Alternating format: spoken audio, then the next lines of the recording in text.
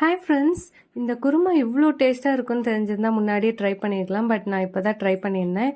முட்டைக்கோஸ் வச்சு சூப்பரான ஒரு குருமா. இது வந்து தோசை, இட்லி, சப்பாத்தி எல்லாத்துக்குமே வந்து மேட்ச் ஆகும். அதுக்கு ஃபஸ்ட்டு ஒரு மிக்ஸி ஜாரில் கொஞ்சமாக வந்து தேங்காய், பச்சை மிளகா, அது கூடவே புதினா, சோம்பு, பட்டை, கிராம்பு, அது கூட கொஞ்சமாக வந்து பொட்டுக்கடலை இதெல்லாம் சேர்த்து நல்லா அரைச்சி எடுத்துக்கோங்க. தென் குக்கரில் கொஞ்சமாக வந்து எண்ணெய் விட்டுட்டு அதுலேயே வந்து சோம்பு, வெங்காயம், தென் வந்து தக்காளி, இஞ்சி பூண்டு பேஸ்ட் இதெல்லாம் ஆட் பண்ணிட்டு மசாலாக்கு பார்த்திங்கன்னா மஞ்சத்தூள், மிளகாய்த்தூள், தென் வந்து கொஞ்சமாக வந்து கரம் மசாலா, அதுக்கப்புறம் கொத்தமல்லி தூள் இதெல்லாம் போட்டு நல்லா வதக்கி விடுங்க. அதுக்கப்புறம் நல்லா முட்டைக்கோஸை வந்து குட்டி குட்டியாக கட் பண்ணி அதை கூடயே ஆட் பண்ணி நல்லா வந்து எண்ணெயில் வதங்க விடுங்க.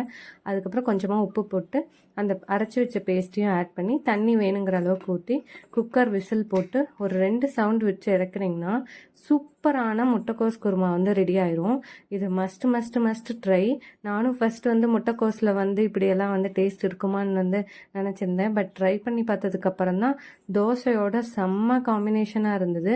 இது சப்பாத்தி, பூரி, இட்லி எது கூட வேணாலும் நீங்கள் வச்சு சாப்பிட்லாம். எப்பயும் போல் சட்னி சாப்பிடாமல் இதை செஞ்சு பாருங்கள். Bye bye, see you for more.